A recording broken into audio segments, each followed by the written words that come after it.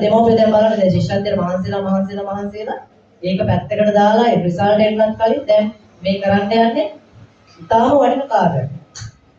ඉතින් ඒ කාර්යයට මම ඒක වටිනාකම දන්නේ හින්දා තමයි මොකද මේ දරුවෝ මම දන්නවා මෙතන වෙවුල සමාන දරුවෝ එන්න බය ඔය එන්නේ නැත්තේ මේ පළවෙනි දවසේ කතා කරලා ඉන්නේ. එහෙම කරන්නේ නැහැ. ඒක නිකපිටිය සර් ඒක ගැන විස්තරයක් කරයි. එහෙම කරන්නේ නැහැ පුතේ. ඒකට තියෙනවා අධීරයෙන් අර මම කල්ලු කරලා ස්ටේජ් එකට දාලා ඔය ආවේ පියවරෙන්.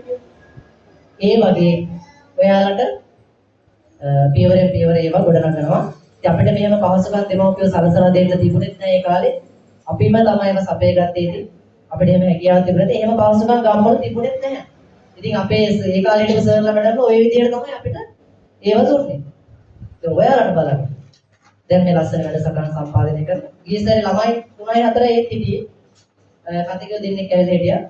ඉතින් මේ ළමයි දෙන්න කතා කරා. අර 4 දෙනා ආසාවෙන් මේ විදිහටම ආවා.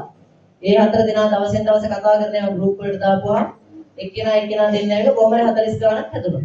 ඉතින් ඒ කට්ටිය ඉතාම ලස්සන උත්සාහයක් අපි ගෲප් වලට දැම්මා. දකින්න ඇති. පොඩි ළමයි ඉඳන් ඒවා දැකලා ඇවිල්ලා හරිම ලස්සනට හිතා ගන්න බෑ අපිට ළමයි කොහොමද වෙනස් වෙන්නේ කියලා.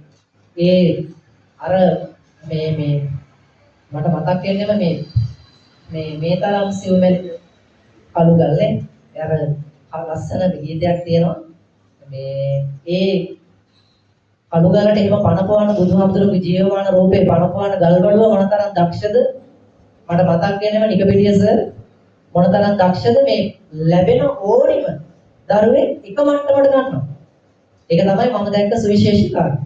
දැන් අපිට ශිෂ්‍යත්වයට දරුවෝ ටිකක් දුන්නාම 20ක් 25ක් අපිට ඒ කට්ටිය තියන්නේ ස්ථාන පහක් වගේ. දැනුමේ විවිධ විශේෂ වෙනස් හින්දා එකිනෙකා පරස්පරයි.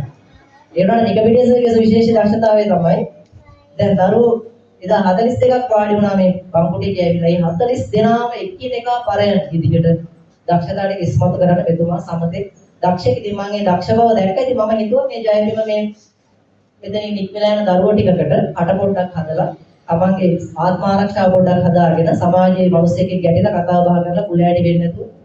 ඉතින් අපම මේ දෙක අපි මේ දෙක ඇස් දෙකෙම දකින්න. අපි බස් පුරවලා ශිෂ්‍යත්ව පාස් කරලා යවුවට වැඩක් නැහැ. එකෙක්වත් නැගලා ස්ටේජ් එකකට නැගලා කතාවක් කරන්නේ නැත්තම් විවාද කණ්ඩායමක නැත්තම් තමන්ගේ හැකියාව ටික වර්ධනය කරගෙන පිළිවෙල තමන්ගේ අඩුම ඇඳුම පැළඳුම හොද ගන්න නැත්තම් බෙඩ්ෂීට් එක පොට්ටේ පිරිසිදුවට තියා ගන්න නැත්තම් ගෙදරක් දොරක් දෙම අතු ගන්න දෙමව්පියට උදව් කරන්නේ නැත්තම් ඒ දරුවෝගේ ඇති වැඩකුත් නැහැ. එතකොට ඒ දරුවෝ નિરાයාසයෙන් අපි දැකලා තියෙන දෙමව්පියෝ කියන අපේ දරුවෝ සරාගේ පිළිවෙලයි පොත්පත් ටික පිළිවෙලට තියාගෙන ඉන්නවා. ඇහුවොත් පන්තියේ පළවෙනි 3 දෙනා අතර තමයි මේ දරුවෝ හැමෝම වගේ ඉන්නේ. උපරිම 10න් එහා යන්නේ ඒ දරුවෝ. ඒ දරුවෝ හරි පිළිවෙල. ඉතින් ඒව මේක අස්සේ ලැබෙන අමුතු දායාදය. ඒ දරුවන්ගේ වෙනස් වීම අපිට හිතා ගන්න බෑ. ඉතින් ඒකේ නිමවුම් කරුව තමයි මේ සම්පූර්ණ ගෞරවය නිකපිටිය සරට මම ආයතනය ලබා දීලා මම සත්භාවයෙන් පැත්තට ලබලා ඉන්න මොකද එන්නේ කියලා. මම විවිධ අවස්ථාවල ඇවිල්ලා දරුවොත් එක්ක කතා කරලා දරුවන්ට වචනයක් කතා කරලා මේ විදියට යනවා. මගේ කාර්යභාරය එච්චරයි. හැබැයි මම මේකේ වටිනාකම දානවා මේවා මේ මිල මුදල් වලින් ගණනය කරොත් එහෙම මම හිතන්නේ ඒවට මිලක් නැහැ. ඒක ඒත්තු ගන්නවායි දරුවෝ කීප දෙනෙක් අද ඇවිල්ලා ඒගොල්ලෝ කතා කරලා ඒත්තු ගන්නවායි මේ මගේ දරුවෝමයි මේ ජය බිමේ හිටපු ඉගෙන ගත්තු මෙතන ගෙවන දිවහන වගේ කරගෙන හිටපු දරුවෝ ටිකක් තමයි ඇවිල්ලා ඉන්නේ. කීප දෙනෙක් ඉන්නවා. ඒගොල්ලෝ කතා කරද්දී ඔයාලට තේරෙයි මේ මං හිතන්නේ 100 ගාණක් එහෙම ඉන්නවා. ගෙන්නනවා නම් නේ 100 ගාණක් ඉන්නවා ඒ දරුවෝ ටික ආවෝ. පුදුම හිතෙනවා. ඒ කතා කරන ශෛලිය, ඒ අංග චලනය, ඒ හැකියාවන්, ඒ ගලාගෙන එන බව මුලින් ඕන් නිකන් අර අටපාඩම් ගතියකට උරු ගතියකට ගියාට ඒගොල්ලෝ 7 8 9 10ට ගිහිල්ලා කතා කරන දේවල් දැක්කම අපිට හිතා ගන්න අමාරුයි. ඉතින් ඒ හැමෝටම අපි ඒ හැම දෙයක්ම දැකලා හරිම සතුටු වෙනවා. ඒවා මිල මුදල් වලින් තක්සේරු කරන්න පුළුවන් දේවල් නෙමෙයි. හරිම වටිනවා. ඉතින් මම ආයතනයක් හැටියට මේ ආයතනය ඔබට නොමිලේ ලබා දීලා තියෙනවා. එතකොට මේ හැමදේම පහසුකම් අලලා නිකපිටියස මේ පාඨමාලා ඔබට දෙන්න පුළුවන් ඉතාම සාධාරණ ගානක් ප්‍රකාශ කරා මේ සියලු දේවල් අන්තර්ගතව. මම හිතන්නේ වෙන ආයතනවල අපි දන්නවා ශිෂ්‍යත්වවල ඉංග්‍රීසි පාඨමාලා වෙනත් පාඨමාලා තියෙනවා රුපියල් 50000 ලක්ෂ ගණන් වලින් කියන නමුත් අපි එහෙම නෙමෙයි. අපේ මේ නිකපිටියස වල මට එදත් හැමදාම කියන්නේ එරස්දල් මේ කඳුවල බඩ ගන්න දෙමව්පියෝ කරාබමෙන්ට් එක කඩලා ඒ දරුවෝ ටික කඩලා වීඩියෝ කරලා ඉන්න දෙමව්පියන්ගෙන් අපිට එහෙම ගන්න බෑ. මේ අපේ තියෙන ශක්තියෙන් ටිකක් අපි අපේ අවශ්‍යතා ටික සම්පාදනය කරගෙන ඒකට අවශ්‍ය මුදල් ටික පියවගෙන පොඩි මුදලක් අපේ මහන්සියට යොදාගෙන දරුවෝ ටික ඉහළට යනවා දකින්න එක. ඒ දරුවෝ ඇවිල්ලා පාරේ අතේ ඉඳලා කතා කරනකොට මල ගෙදර ගිහින් හම් වෙනකොට ඒ දරුවෝ මල ගෙවල කතා කරනකොට සමිති සමාගම් වල කතා කරනකොට විශේෂයෙන් විවාද කණ්ඩායම් වල මම හිතන්නේ රූපවාහිනී නාලිකාවල පවා විවාද කණ්ඩායම් වල නායකව වෙලා තරඟ ජයග්‍රහණ කරලා කතා කරනකොට ඒ දැනෙන සතුට අපිට ඊට වැඩි වටිනවා කියන එක තමයි නිතරම ප්‍රකාශ කරන්නේ. ඉතින් මම ඊටම සතුටු වෙනවා අද දවසේ අපේ මේ පාඨමාලාව ආරම්භ කරන්න පුළුවන් ප්‍රමාණය යම් කිසි දරු පිරිසක් අද සම්බන්ධ. නමුත් ඔබ සියලු දෙනාම එන්න පුළුවන් නොඑන්න පුළුවන්. තව බොහෝ දරුවන් දිනෙන් දින සම්බන්ධ වෙනවා. මේ දවස්වල දරුවෝ බොහොම විවේකයෙන් ඉන්නේ. ගමන් ගිහිල්ලා ඈත ගිහිල්ලා නෑදෑ ගමන් ගිහිල්ලා.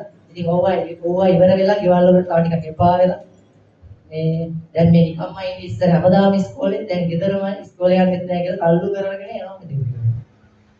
එතකන් අපි මේ දරුවෝ ටික මේ හැටයමක් කපන්න අවශ්‍ය කරන ඊයක් සකස් කරගන්නවා වගේ දැන් මේ ගිරලා තියෙන මේ ගස් පැල ටික අපි සුද්ධ කරලා පවිත්‍ර කරලා අපි අවශ්‍ය කරන කැටයම කපා ගන්න අවශ්‍ය කරන සැකස්ම අපි මේ දවස් ටිකේ හදාගමු.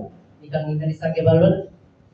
ඉතින් මේ මාසෙ සාමාන්‍ය මාස 3ක 4ක කෝස් එකක් අපි කොහොම හරි 6 වසරට මේ දරුවෝ ටික මේ වැදගත්ම කාරණේ 6 වසරට මේ දරුවෝ ටික ගිහලා ඉන්ටර්විව් එකට වාඩි වෙනකොට ඒ කියන්නේ ඉස්කෝලේදී ගුරුවරුත් එක්ක කතා බහ කරනකොට අදහස් වමාරු කරගන්නකොට මේගොල්ලෝ උදෑසන රැස්වීමේදී નિરાයාසයෙන්ම ඉස්සරහට ඇවිල්ලා ඒගොල්ලෝගේ අදහස් දක්වනකොට නිකම්ම පන්ති නායකව ටික වෙනකොට විවාද කණ්ඩායමකට ගන්නකොට ඔයගොල්ලන් දෙමාපියන් තීරේ අපි මේ මොනතරම් වැදගත් දායාද දරුවන්ට ලබා දී තියෙන්නේ කියන එක.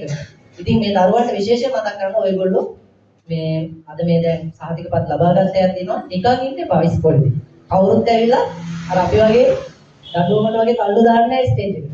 අවස්ථාව ඉල්ලගෙන යන්න. එක දවසක් පෙන්වන්න ඔබේ හැකියාව. එක කතාව එක වචන දෙකයි කතා කරන්න දෙන සභාවේ.